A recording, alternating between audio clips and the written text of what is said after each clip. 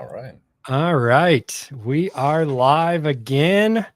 Welcome everybody to another episode of Amazon Seller News Live. Yes, we've got Danon Coleman with me today with Trace Fuse, Jackson Trigg with Amazon Storage Pros, and of course myself, Todd Welch, Amazon Seller School. So we've got some really good news that we're going to be going into today. Some interesting news that I think plays off of news that we released last week as well. So I'm excited to dive into it. But real quick, Danon, you're at a conference right now, then Yep. the Alibaba conference that we were talking about before we jumped on. You want to share a little bit of details on how that's going so far? Yeah. So I'm at Co-Create right now, and uh, I'll tell you the single most memorable part is that Alibaba is coming out with an AI search tool. So it's just normal language. I'm looking for iPhone cases, right? And so it'll ask follow-up questions. What model? Well, let me take their example. So they did tractors, right? Because everyone needs to buy a tractor. So forklifts or something like that. And so what was interesting is that in that scenario, it it said, okay, cool. Well, here are the power sources. Do you want diesel? Do you want battery? Do you want propane? And you say, okay, I want this. And what do you need it to lift? Okay, this is how much I need it to lift. And it even knew to ask, um, where are you going to be selling this thing, or where is it going to be delivered? Because there are certain EPA restrictions that need to be adhered to if it's going to come to the US as opposed to some other country. Mm-hmm. So that was pretty interesting. I'm pretty excited about that. I wanted to have the link for this, but they only put a QR code up, and I lost the link after I signed up for the wait list. So it's in beta right now. So, but I'm pretty excited to test that out. And then there's just a handful of Alibaba vendors here. I was expecting like I don't know if I wasn't expecting the Canton Fair or anything, but I was expecting like a fair amount. Like, hey, I'll be able to go see if there's anything I can source. But Mm-hmm. there's really just I don't know, maybe 30, so not that many. So it's Okay. mostly panels and the keynote discussions and stuff like that. Is there a lot of people there, or how Yeah, did it? yeah. There's they said they maxed out at 2,500 plus whoever else is here as a vendor. So if I had to guess, there's probably about 3,000 people here. Wow. Oh, nice. Very Yeah. good. All right. So anybody listening, is it something that you would recommend them attending next year, or? I'm undecided on that, to be honest. The I feel like I'm not sure what audience they're catering to, but it Mhm. seems like there's a lot of new people here, which does make sense, right? Because a lot of established sellers they have an established brand, factory and relationships and stuff like that. So I get the idea that they're trying to cater to the newer audience because the content seems to be that way. There's no hard specifics on how do you do blah, how do you accomplish this. Um, if you're going to import something from China, from Italy, from Spain, whatever, what do you need to know to go about that? So there's been no specifics on how to accomplish the goal, more general discussions around it. Um, but as always, as all of us know, the major value in conferences is your ability to network with Yes. people and find contacts that can help you out. That for me, that has always been the primary driver and the value. So to that degree, yes, it is worth Yeah. it. Yeah. But I 100%. come for being able to solve a specific sourcing issue. Yep. Yeah. Yeah. Events are always good to go to if they're, especially if they're in your area and isn't too expensive for you to get to, just for, you never know who you're going to meet. Even Yeah, at small events, meetup groups, whatever, you can yeah, connect with some really cool people sometimes. yeah. Now I will say, I will say that Alibaba did a great job on subsidizing getting here, because with your, I don't remember what it cost. Maybe it was a $500 ticket or something like that. It included two nights at the hotel. Okay. So now you only have to spend your money on flights, which they can be expensive, sure, but and then food here, which you'll just spend your savings on food. But outside of that, $60 breakfasts and stuff like that. But Yeah. outside of that, they've done a good job. I will give it to them. They've done a good job with scheduling and getting people here and stuff like that. That's all been great. All right, cool. My only gripe would be the content. Yep. Okay. Very good. Well, it's cool. It'll be interesting to see where it goes, because this is their first year doing that, right? I think it's their second. Is it the second? Okay. I think so. Yeah. All right. Well, you'll have to give us a recap next week, maybe, and let us Sure. know how the full event went for you. Yeah. All right. Let's go ahead. You know how it is. Yeah, for sure. Let's go ahead and dive into the news. First one here, Amazon's Prime Big Deals Days, an exclusive shopping event for Prime members, is set for October. So this is the second time that they're doing the Prime Big Deal Days. So this is in addition to Black Friday and Christmas and regular Prime shopping events and such. So it's going to be interesting to see how it goes. Obviously, we need to prepare for any kind of event on Amazon, make sure we've got stock and everything else. But at the same time, I always worry about, deal fatigue and event fatigue from people and such. So what are your thoughts, Danon, on another Prime Big Deal Day? Yeah, I mean, I think it's, well, I think it's going to be good, because anytime that you get these surges in sales, right? But I do wonder the same thing. Like, is it going to get to the point where someone goes, I'll just buy it next month when they do run a lightning deal or something like that? As the shoppers get more sophisticated and keeping in track of what's going on and what Amazon has planned, I'll just leave it in my wish list, and when that day comes, I'll look at the prices then and then buy at that time. That being said, there's no shortage of Amazon buyers. So, I think it'll always be good. They could probably do some, like a Prime Day every single month, and it would probably still have a huge boost in sales if you are approved for it and all that stuff. I think that's what I think about it. Yeah, for sure. Jackson, you manage some rather big private label accounts. So what do you guys see on these Prime days and all the different events that Amazon's doing now? Yeah, my view is that it's kind of just a big double-edged sword, because and there's some interesting sides of it to think about too. But if you're in the ad space, it's kind of annoying. It's like good and bad in one way or another, because if you're an agency doing ad work, then this is just another annoying thing to have to adapt to that kind of gives you job security, where whenever the deal is about to happen, you have to kind of pull things back so you're not just overspending on a bunch of window shopping. Then you have to tilt things back up when the deal goes on, and then there's this hangover afterwards that you have to kind of pull back for. So it's really disruptive to having campaigns that are just in a really good kind of set and forget status. You can't do that anymore. You have to be prepared for this. And then I think the more nefarious side is October is when your Q4 storage fees kick in, and it's like, good point. I know seasonally speaking, it's different for every store, but my experience has been October is never a great month. It's kind of like the February of the other side of the year.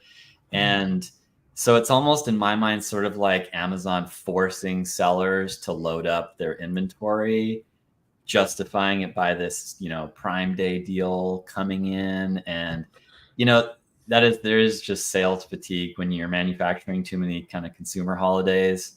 I think we'll see how this goes, right? Like, I think you're right, Danon, that it always ends up being like a good day, but Yeah. it's a I don't know if there's enough data out yet with only one happening, if it's just cannibalizing the before and after to some degree, and maybe you get a little bit more sales overall, but everybody's discounting so much, does it just end up being a wash, you know? Yeah. So it's interesting, you know what I mean? Just we got to play the game and roll with it. I want to ask you a little bit more about the ads aspect of it. So, because I don't run ads on my store, and I'm no ads expert myself, but so you see an increase in clicks, but a decrease in conversion rate during these times. In the lead up, yes, because Uh-huh. basically this is part of the reason why Amazon keeps it a secret for as long as they sort of can, because as soon as psychologically someone knows there's a big deal day coming up, then something they might buy that's sort of a big ticket, medium ticket purchase, all of a sudden you're basically psychologically telling all these people, don't buy now, stop shopping now, right? And anybody who's impatient who's impatient might become patient, right?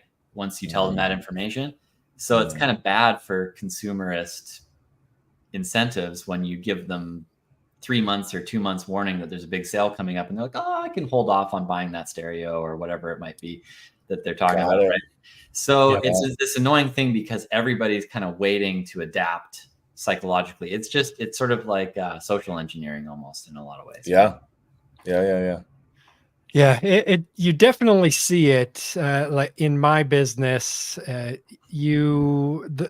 a minimum the week before, you see sales kind of level off and start trending downwards, and then you get the big spike for the Prime days, the 1 or 2 days that happens, and then the week following is lower than normal. So it kind of just compresses 2 or 3 weeks of sales into those 2 days more than anything, unless you're doing, really hardcore discounting and promotions and things like that. Then yes, you can see big jumps, from 30,000 to 300,000 in sales or something like that.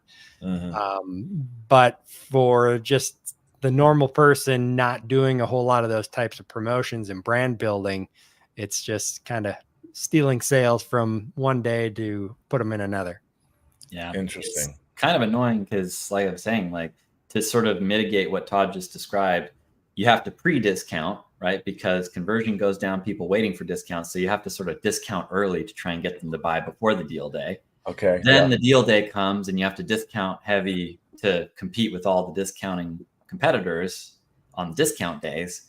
And then when all the hype trails off, you have to post discount to make the people who missed the discount want to buy right away because they're getting an after discount. So it's basically just a discount fest. Yeah. And you have to, you just made me feel better because I've never run a Prime Day deal. I've never run a Lightning deal. My sales stay, I would say, steady all year round. Yeah. Well, you're in the supplement space, right? Yeah. So it's just one of those things. If you run out of supplements, you're not going to be like, oh, there's a Prime Big Deal Day in October, I won't buy any this month. You're gonna You're gonna get the supplements. You're a little more immune to that versus somebody buying a TV or a stereo or something like that, or a tractor. Yeah, for sure. I'll wait for the Prime Day deal on the tractor. Yeah, there you go. It's going to be interesting though. A couple things that are interesting to me. Number one, it's in October, and the deadline for having your stock in for Black Friday and be assured that it's going to be received in is October 10th.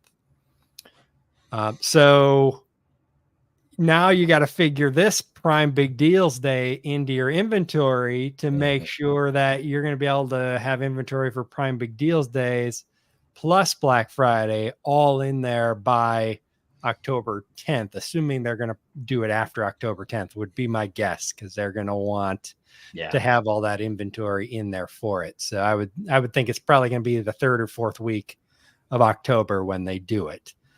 And So if anything goes wrong and you don't make a bunch of sales, you pay out the wazoo on storage fees. yeah. So, I mean, you really got to be on your inventory game right now to make sure that you're not running out of stock, but then also not putting in there too much, obviously. Yeah. So it's going to be a difficult balancing act to figure that out perfectly. From the seller's vantage point, you could almost rename it prime lower profits days. There you go. Yeah, for sure. PLPD.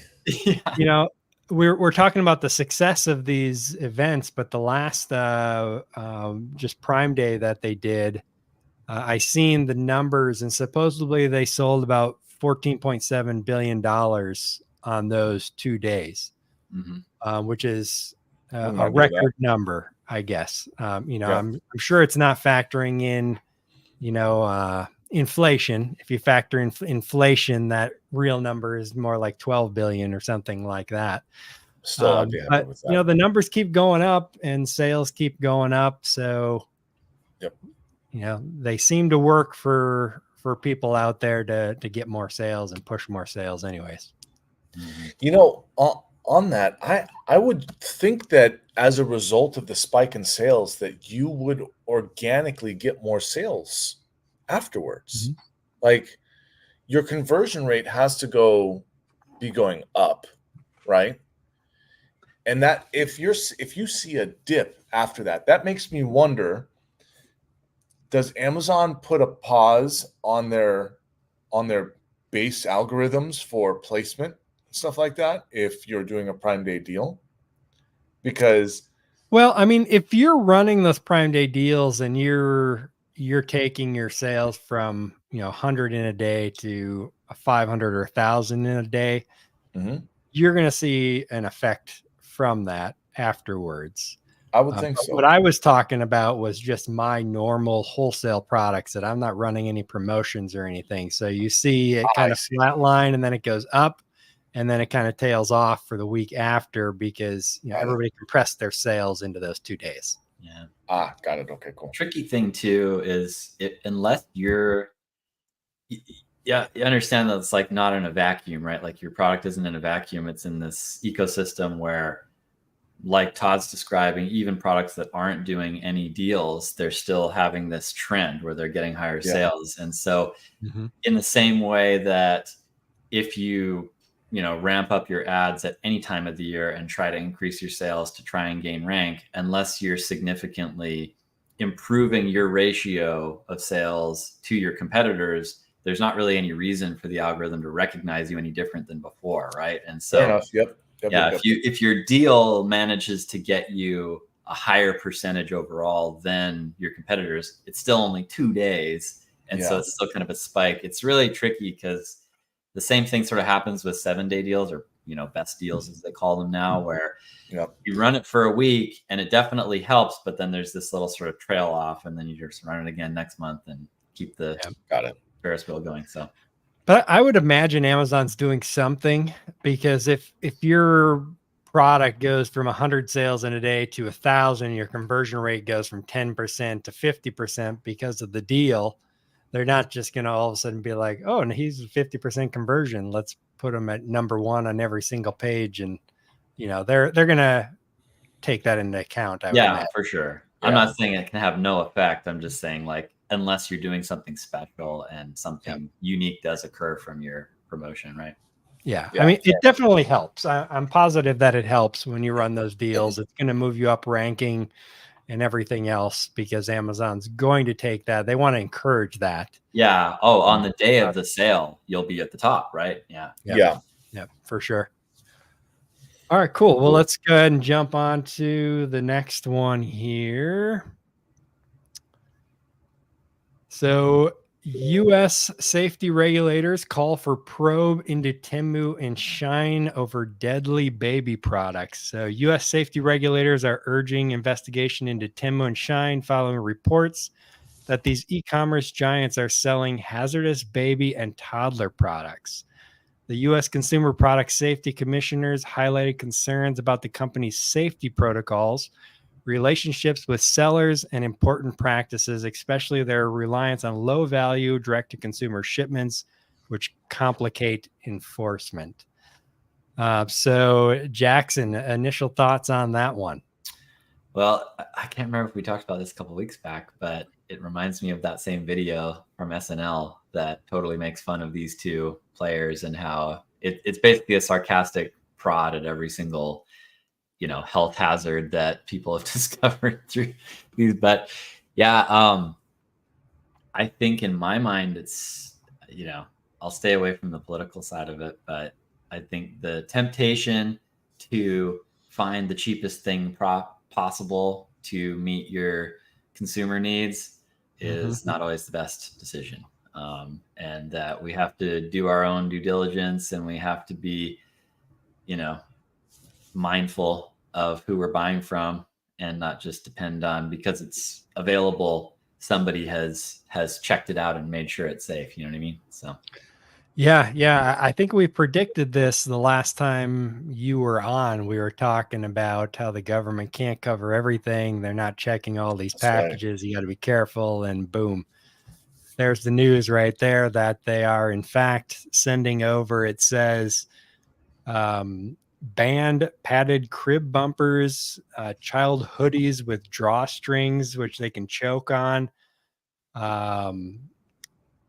And yeah, those are the only two that it mentions, but essentially dangerous items on the platforms that they're finding, that when they do actually inspect them, because yeah, they do inspect some things, majority not, but some they do. And so the few that they have checked, they are, potentially deadly to your baby. I mean, you're going to give your baby a hoodie with strings attached to it that they can wrap around their head and choke themselves and stuff like that. And, of course, there's going to be toys and stuff on there, I'm sure, that have lead paint. I can only imagine they probably exist on those platforms. Yeah. Yep.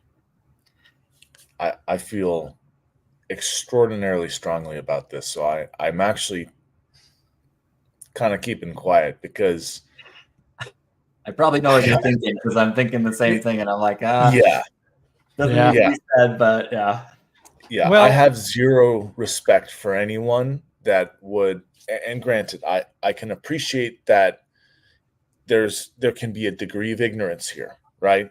But I have zero respect for any company, any person that would ever produce a product that could be dangerous to children knowingly. Yeah.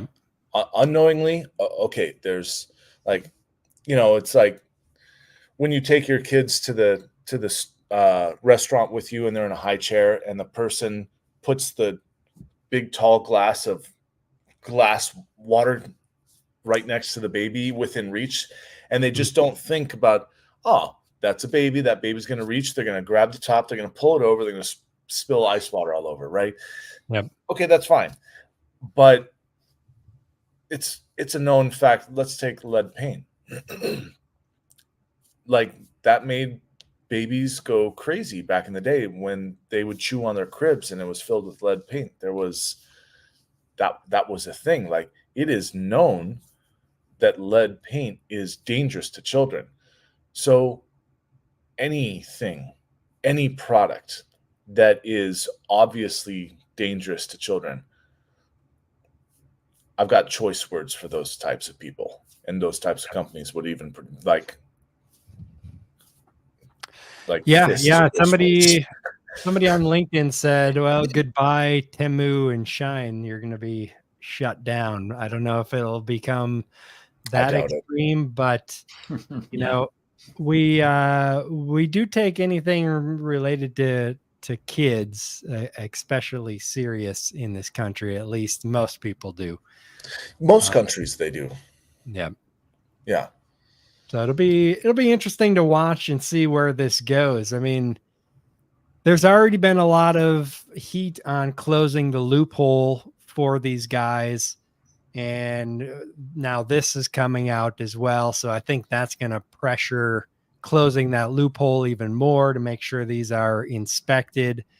and more things from there. Whether we've got the TikTok ban looming, we'll see what happens with that. Whether I haven't seen that with Temu and Shine, we'll see. You haven't heard about that with TikTok? No. So I mean the old one, but it's coming back around, huh? Yeah, no, it's still the same bill that was passed earlier this year. It went through the House and the Senate, but it's got a deadline that's coming up. I forget exactly when it was, but it passed the House, the Senate. Joe Biden signed it, and they're going to have either to shut down or force a sale here coming soon. I think it's pretty quick. I'd have to search and find out exactly when it is. Well, maybe we talk about that next week then. Yeah, perhaps the same kind of thing happens with Temu and Shine with a ban at some point. I don't know. It's hard to say, but definitely can't be having this kind of stuff. But at a minimum, anybody out there listening, tell everybody just don't buy stuff for your baby from these platforms. Yeah. Even Amazon, look at where the seller's from. If the seller is based in China, I wouldn't take that risk of buying it for your baby. They got to be at least based in the US, so you got some kind of recourse. Yeah. My wife has done extreme amounts of research on what products are actually safe for children. So down to the point, and God bless her for doing this, because it's a chore, but all the way down to we have a lot of wooden toys, so they're generational toys rather than cheap plastic. And some of them are dyed with for red, it's like beets or something like that. And it's not even paint, So what I've come to find is that there's a whole movement of mostly moms, right? Moms are the ones that really care for the children the most, obviously. But there's a whole movement of moms looking for safe and non-toxic products. It's a non-toxic movement. That's all we get. Yeah. So my wife has done so much research into that. And there are times where she comes to me and says, yeah, this thing tested as, having lead in it. And there's this thing on YouTube about lead in our tumblers, I have a customer that said, yeah, those tests they're not actually that great, because he gets his products tested in the lab and he has the results for it. So anyhow, I can't tell you how much I support the movement, and I'll do what I can. I'm trying to get my wife to, make this into something that she can share with other mothers, because she's put so much time into it. But yeah, babies are awesome. So let's keep them alive and healthy, Yes, for sure. Yeah, one of the things that we look for whenever we buy products for our baby is Green Guard certified. That's one of the certifications that there's this certain set of chemicals and things that are not in the product. It's not perfect, the Green Guard certification. There's still things that can be dangerous for babies that are not included there. But at a minimum, you probably want to look for that.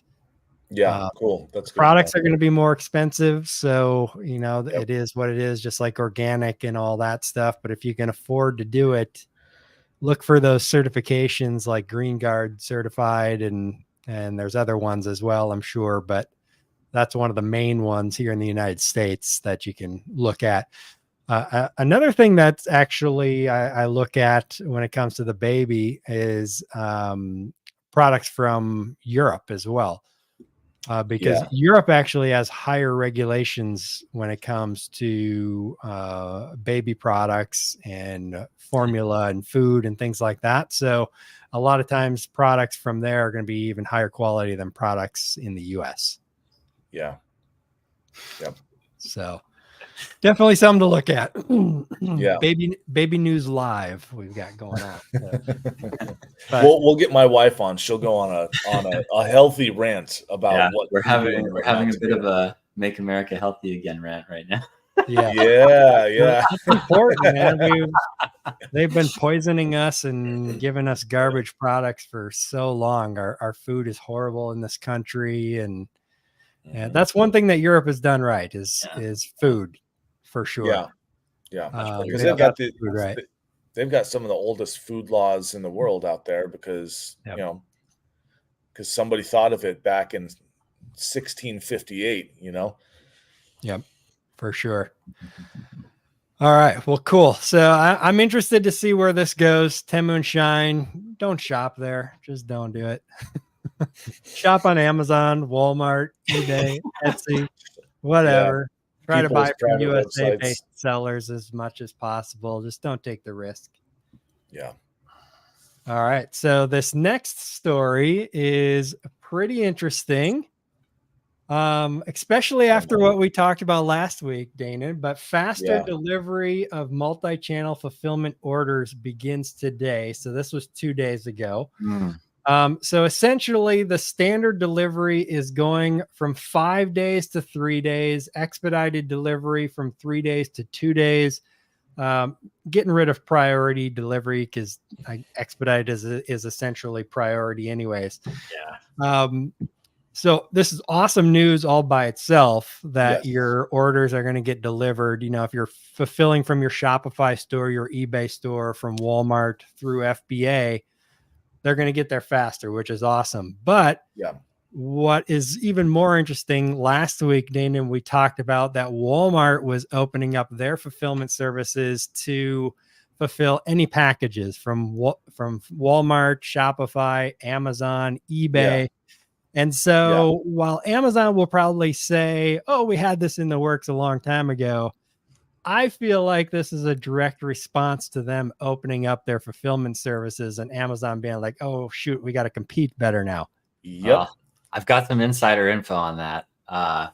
Bring it on. Yeah, Let's hear it. you might be right, Todd. But the funny thing is, I'm just seeing this now, and it was maybe like 3 or 4 months ago because we do a ton of MCF direct for Shopify and in the main account that I service, and my one of my longest standing Amazon reps is our MCF rep, and he was like, "Hey, we're introducing this new program, and you can just elect to go into it early if you want." And I'm like, Oh, sweet. is there some cost? And he's like, no, we're just, switching thing. And I'm like, well, yeah. So yeah, our Shopify store has been taking advantage of this, I guess, at almost like beta testing, I guess, for the last few months. So Cool. Yeah, I think this is awesome news personally. Because we said in the last one, Todd, it's like, I remember I do MCF and it would be like 5 days before I even got a notification that was being fulfilled. This is many years ago, right? But it was, you'd have a Shopify website and you'd be using the convenience of Amazon, and it was almost like they were intentionally making it longer just to make it not worth it for you. Now, this is probably at a time when they were still scaling up all their storage and stuff like that. So it's like on forums. I can't remember what it is, but there's actually a button on this one forum that's a platform to have a forum to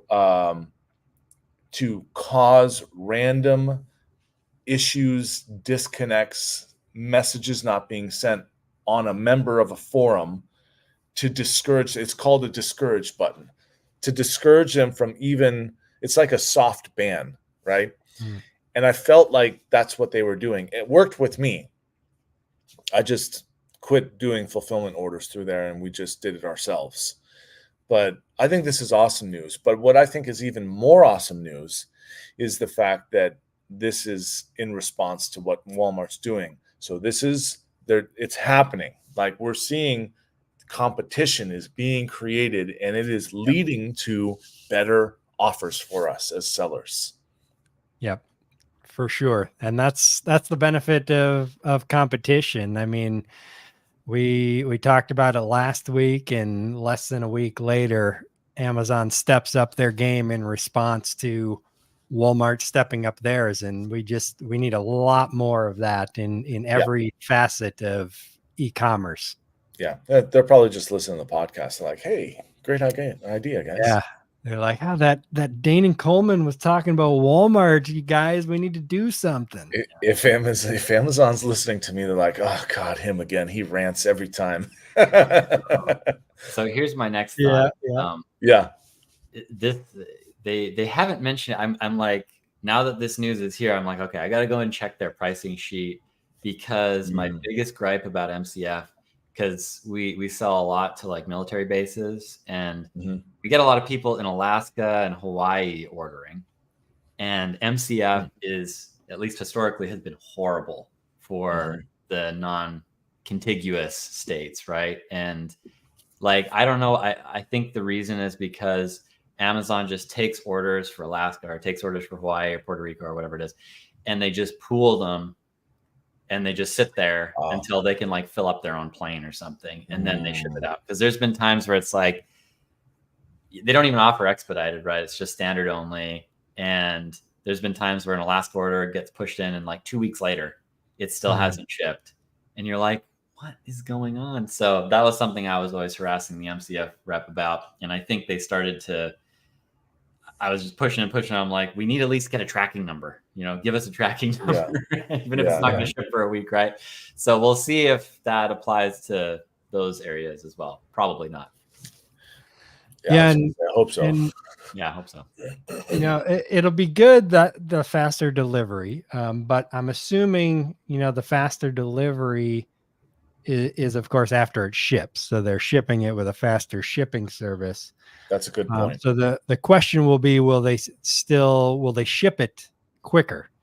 Because I do have orders that, through eBay and Walmart, that sometimes, it'll be 3, 4, 5 days and it hasn't shipped out, no tracking number or anything like that. Yeah. Rarely does it happen now where they never ship it, but occasionally it does, and they'll never ship it, and then it'll just cancel. So that does happen from time to time. So we'll have to see if it actually improves that part of it as well. But I know I'm going to have to remember to jump over to my WooCommerce store after we get done here and change my shipping delivery speeds so that the people on there can see these new faster times as well.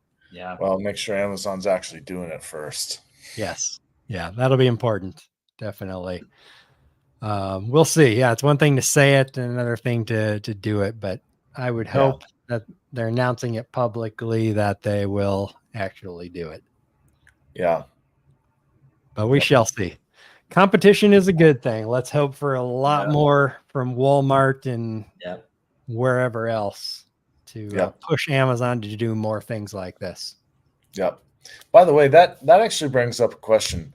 Have either of you seen just like a list of where e-commerce sellers can sell? Because I've never seen that.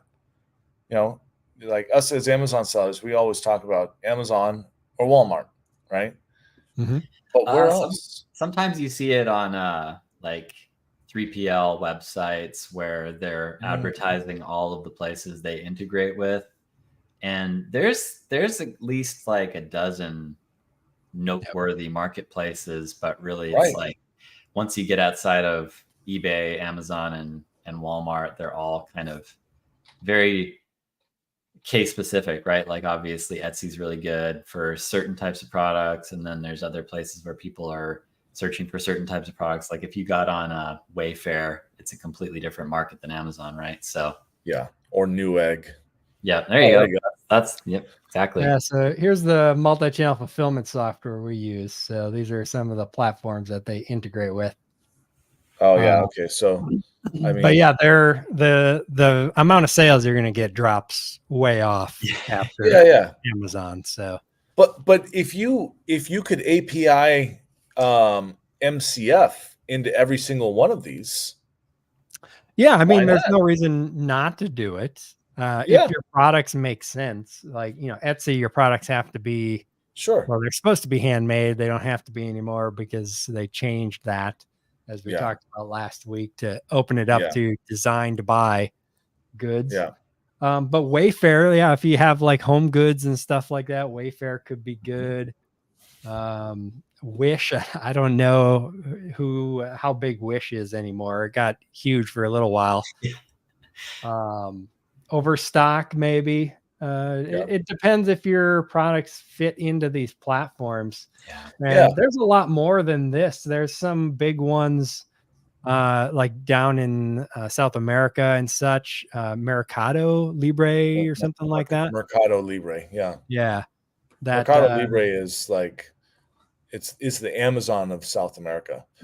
Yeah. Amazon's trying to compete with them. Yeah. And some platforms integrate with them. This one doesn't, but some will integrate with them as well. So it's worth turning them on and try it. Maybe you just got to remember that now you're having to do support for all these different platforms as well. So if you get a customer email or something like that, you got to deal with it because you're not using FBA where they're going to deal with it for you. So you got to take that into account. Will the extra sales take account for the little extra work that you got to do?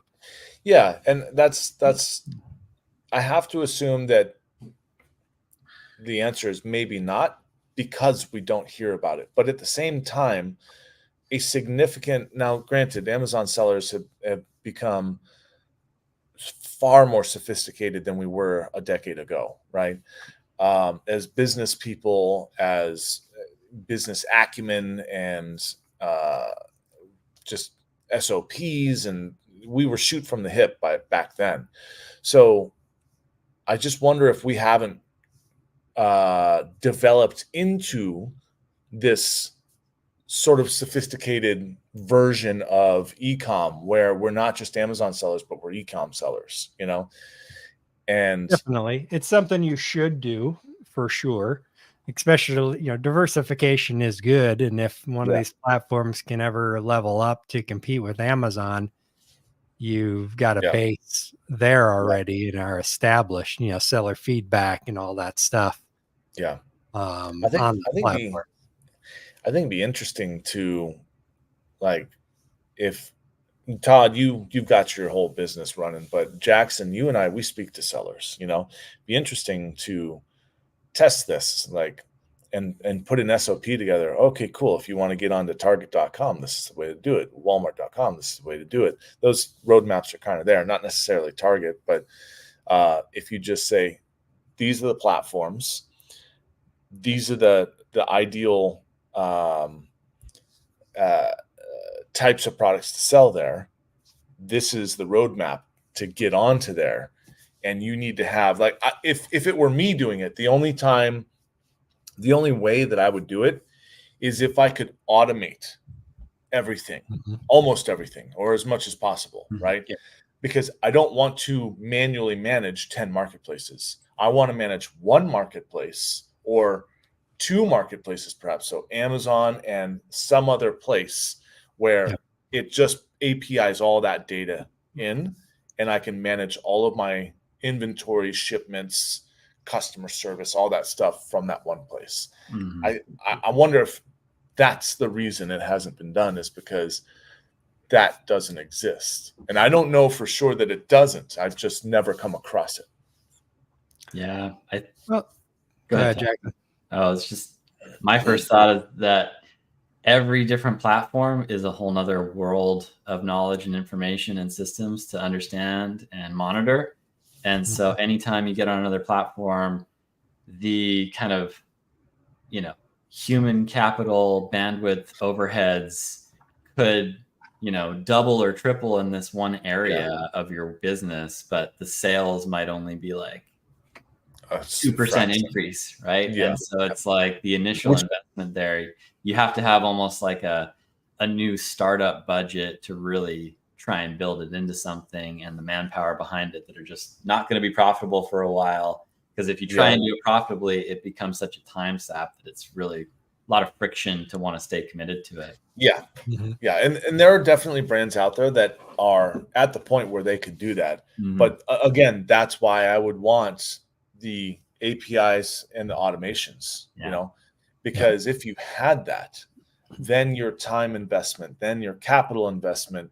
Like if it could all just go into MCF, right? For Yeah. instance, you don't have to worry about inventory levels.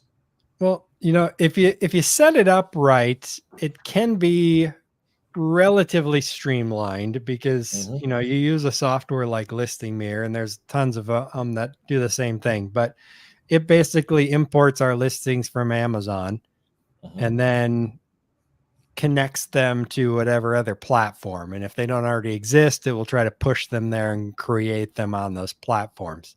Okay. So that part can be relatively streamlined. You can get some hiccups, like we've got like 1,000 SKUs we're pushing, and sometimes the UPC on Amazon will not match the UPC on Walmart, so it'll connect to the wrong product, and then you sell That's that, fair. and you got the wrong product, so you got to fix those little bugs. But once you get that worked out, it's relatively streamlined. And then if you connect your contact email that for support in those platforms to something like Freshdesk, a help desk Mhm. software, and that's where you've got a virtual assistant looking at Yep. the emails and replying to them, taking care of them. They don't care what platform it's coming from. They're just taking care of the customer issues. You can get it pretty streamlined. And Yeah. like Jackson said, if you do nothing but just push your products over to Walmart, you're probably going to see 1 or 2% of sales that you see on Amazon. And then you do that for some of these other platforms, eBay, Wayfair, wherever, you're going to see another percent or whatever. So it's not going to be huge, but you're going to get a little bit. And then if you decide you want to really focus on Walmart or eBay or, pick one of them, then maybe you get your sales to 5-10% of what they are on Amazon over time. Yeah, and I also think that if there were a clear path for people to do this, many more people would, and that would in turn drive more traffic to those websites. Yeah.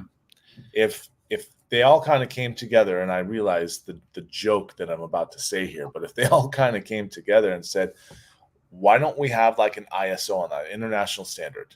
Yeah. This is the data that everything needs. This is how the listings from one to another will connect to each other, and let's all do this. Now, Amazon doing that? Yeah. Amazon's like, yeah, let's use this standard. And Walmart, here's some of our market share. eBay, Etsy, here's some of our market share. Yeah, I don't see that happening. The big companies are going to always try to keep it hold all it in for their own themselves. ecosystem. Yep. Yeah, for sure. Walmart's certainly trying, like I'm getting emails from them all the time, like, hey, this new feature, hey, this new change. They're offering their promotions to start doing their equivalent of Amazon advertising, SEM, whatever, right? And I remember trying their ad platform like 3 years ago, and it was trash, like completely useless. And so maybe it's actually more functional nowadays, right? I'm sure it's going to prove. Yeah. So. Yeah, they've come a long ways, and I think Walmart is still one of the best bets for competing with Amazon just because of the depth of their pockets. I mean, they can lose billions of dollars and not bat an eye to try to build it up. And there's not a lot of companies that can say that can compete. Yeah. I mean, even eBay couldn't afford to do that. Yeah. To try to compete. But Walmart's got a profitable retail sector that they can pull from, kind of like Amazon has profitable AWS to fund a lot of their retail things, AI things, and stuff like that. Walmart's got their retail stores to fund other ventures. So we'll see. Walmart's kind of got the brand name to fight with a little bit, the brand name of cheapness. Yeah. That people that they have to overcome. And that's one thing that Target has a benefit over Walmart, because they've got the little bit nicer brand name like Amazon, quality versus cheapness. But Target hasn't opened up their store yet. They're still invite only. A lot of people talk very highly of it, and that Target's going to be the next big thing. But I think they've been the next big thing for like the last 3-4 years. So yeah, agreed. I think that they should keep it invite only. Probably. I think there's some benefit to it. Like we were talking about, that once these markets get oversaturated, then you see the decline because you get so much junk on them. Yeah.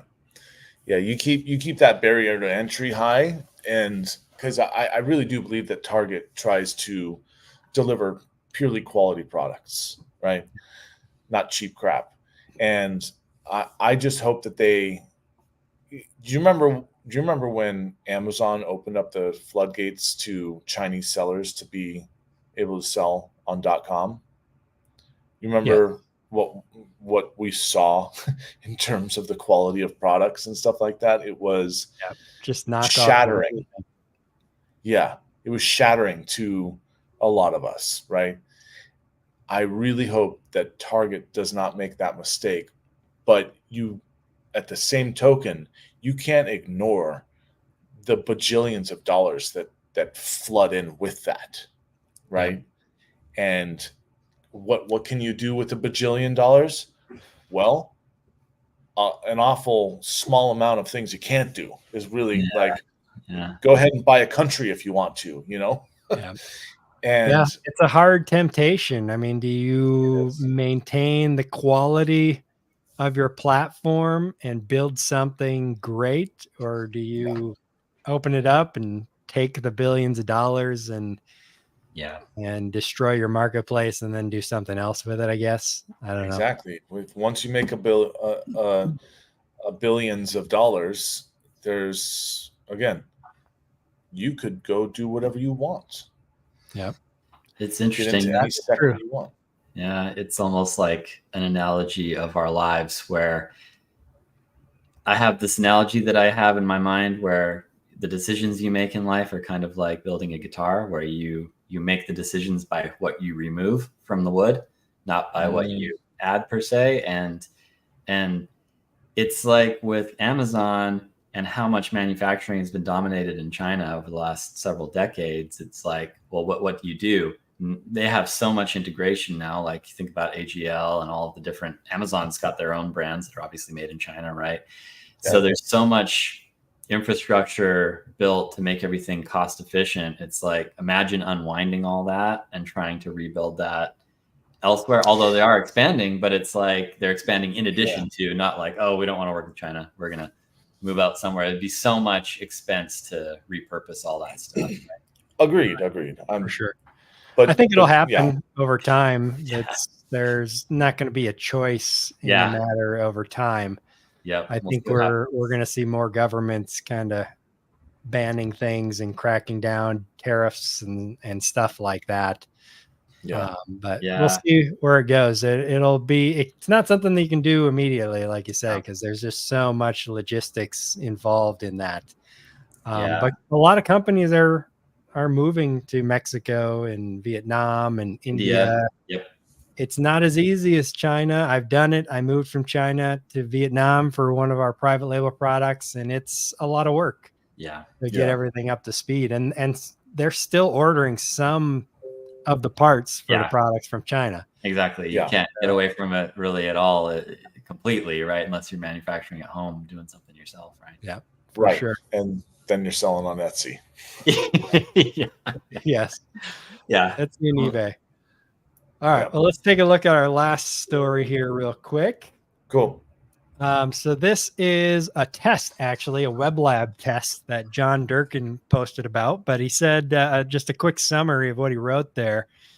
He shares insights on a recent Amazon web lab where the desktop search results page navigation bar was moved from the side to the top. This change allowed Amazon to increase the number of search results on the first page from the usual 16 or 48 to an impressive 72. The primary aim behind this test appears to be to determine if increasing the number of visible products per page could significantly boost the site's gross merchandise value.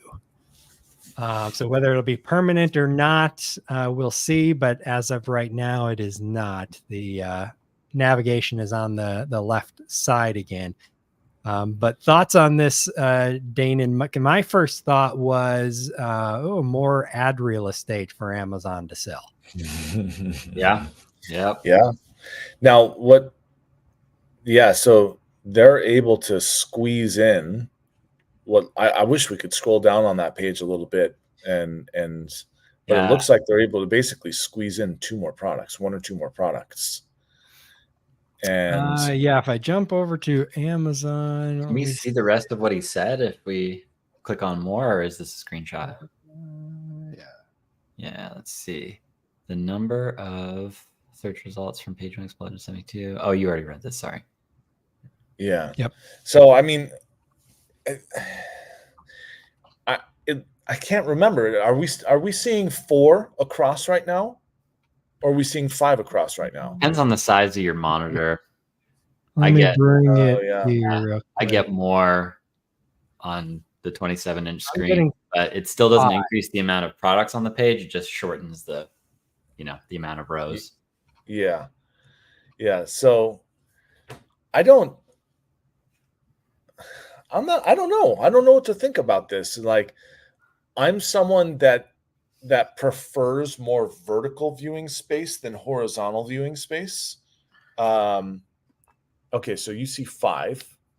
Yep. I've got a 24-inch screen, so that's what I see Okay. on a 24-inch screen versus what he's looking at 1, 2, 3, 4, 5, 6 Yeah. in a row. And I've got a 13-inch Mac right now. What are you searching for, Dana? And I'll duplicate it. Dog food. Dog food. And I see 4 across. I got 5. Let's Okay. So basically what it looks like is they're being able to add 1 additional product per line. Yeah. So essentially they're testing if having those additional products on the page allows for maybe higher conversion rates or more time on the site. I'm not exactly sure what they would be looking for to determine if it was successful. But again, my first thought was, more ad space. They can get 5 ads in a row instead of 4. I mean, you're not wrong about that. Yeah. That's a for sure. Yeah. But It's yeah, go ahead, Jackson. I was just saying, it seems like I think Amazon has determined there's a minimum size of any product listing main image that it needs to be for proper click through and customer interaction. And so there's probably, because it's like I zoomed in and zoomed out and it didn't expand how many, it didn't adapt to that. So it's probably they just know there's a minimum size you need to have, and then it's based on the browser and now if I look at my browser at 90%, then I see 5 products. There you go. Interesting. Yeah. So now here's what I also see is that basically the way this is built, you've got popular shopping ideas, department brands, top brands, price, all the filtering, right? Yep. But as soon as that filtering is done, you just got a ton of white space, which means to me that they've programmatically cut the window up into a 10%, 90% sort of viewing thing, which then also means that by having that stuff on the left, on the sidebar, it means that you can't display anything else there unless you want to manage a completely separate section of the web page to put results in. So I think it makes a lot of sense to throw that stuff at the top, because then when you scroll down, all you are seeing is maximize real estate. And if you think about, like, it's actually 20% width for me. If I go out 1, 2, 3, 4, 5, yeah. So with the space that the sidebar currently takes up, it is literally the space of 1 additional product. Yep. So if you're scrolling down, you are seeing, in this case, I'm going from 8 to 10, let's just call it a 20% increase in display. Yep. Well, that's pretty big. But right? at the same time, on the search as it is now, look at all the filtering options that I get. Right. Those are going to become drop downs. a lot of filtering options, and to me, these check boxes is a lot easier than trying to go through Agreed. these drop downs. And then you got this little arrow here by Yeah. color that I don't know. You click that and you see more drop downs. Maybe I think that's going to be rather confusing to a lot of shoppers. Anybody who's not computer savvy. Yeah. Let me ask this though: how often do you use the filtering? Yeah, I was just gonna Yeah. comment on that. Yeah. I mean, I use it sometimes. Most of these I don't use except for the star rating, maybe the price, Exactly. and Prime. So yeah, you're correct. I rarely use these. Occasionally I do. Especially if I'm looking for a certain brand, I hit that one sometimes. Yeah. Which I'm not even seeing it here. It doesn't always. Here they are. So like if I'm looking for a certain brand, I'll click the brand. So I'll use that one from time to time. But Yeah. otherwise, yeah, you're right. Not a lot, and a lot of times they don't work well because not everyone fills out the flavor field. Yep. You Right. know, so you weed out Or a lot someone of products keyword you just want to. stuffs. So yeah, Yeah. I've Or someone actually, keyword stuffs. True.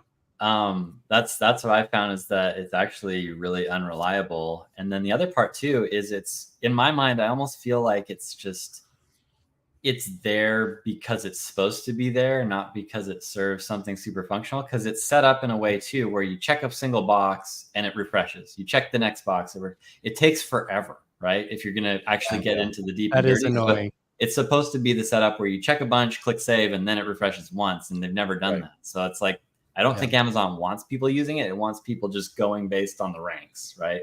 Yeah. And Yeah. keywords. Yeah, I think majority of people probably never use these things over here, except for maybe the Prime and maybe the star rating. Yeah. And maybe the price. Other than that, probably not much. And they've got the star rating right up front, which I like. Dana, and we were talking about it being all the way at the bottom last week. In this photo, they got it right up front, which is awesome. Yeah. What's interesting though is I do not see a filter for Prime only. Yeah. So we were talking about that with the US business. They used to have the drop down for that, right? Or a checkbox for that. Show only US companies. So that's kind of that's a big one. That's a big draw to be FBA, is because you knew no matter what, you had priority display to FBA members, to Prime members. Yep. So, and that's the first thing I click. Show me Prime only, show me 4 stars and up. And yeah, because I don't every time I do that. Yeah, exactly. That's sort of, for me, that's kind of a filter on, let me get access to inventory that's in the US, right? Yeah, correct. And that eliminates like any results of something that's going to come on the slow boat from China, right? Yeah, it's especially curious to me as well because Amazon is really trying to tout, the same day delivery, next day delivery, and now that option is just completely gone. It's not even there to show. Where on this screen, if I go up a little bit, you've got today, 6 p.m., 10 p.m., all Prime, get it today, get it tomorrow. So depending on when you need it, there's sometimes where I'm like, I need it today. I forgot to get the dog's dog food or whatever, Yeah. And so I'll be like, get it to me today by 6. What can I get? Let's click that box. Let's see what we get. Today by 6 p.m.? Yeah. 0 results. Oh, wow. Well, you can get your chair today. Okay. Interesting. Cool. Scrolled me way down. Let me go back up. I was trying to scroll too early. Yeah. That's a benefit. There's a bunch. A large metro area too. Yeah. Yeah, I'm right by Tampa, so we've got a lot of products right here. Yeah. I moved away from Albuquerque like right after they got 2 warehouses kind of fully integrated, and all of a sudden we were getting same day stuff, and it was like, gotta go. Yeah. Well, it'll be interesting to watch. I don't know, what their overall plan will be. I think it'll make some things easier, and allows them to add that extra layer of products. Going to 72 actually, which is interesting. So they're not only adding that extra one on a row, they're adding a lot more rows as well on the first page. Yeah. So that could be beneficial to sellers as well, because it's going to be, instead of being one of 16 or one of 48 on the first page, now you're one of 72. Maybe people scroll down that far. It's hard to say. Part of me wonders if they'll ever deprecate the 16 results, because that dramatically changes certain markets. But anyway, yeah. Yeah. I for one, I don't like having to click to go to the next page. I want an infinity page. True. Yeah. That would be a smart thing to have. And you have that on mobile, really, right? Yeah. I don't think there's a next on mobile. It's just on desktop. So yeah, but no reason dynamic. Yeah, there's still technically page 1, 2, 3, 4, 5, right? Because it's dynamically loading the products as you're scrolling down. But I don't understand why they haven't done away with that. Freaking every big website, well, I can't really say that. Many websites have the infinity page. The results keep coming up, Facebook, Instagram, any social media, that's all it is. People are used to it. So it's weird that they haven't done that for sure. Maybe they don't have their servers a lot and they don't want to do it or something. Some legacy code that's holding it together, written in COBOL, that nobody knows how to update it. So let's leave that. I mean, it would make sense.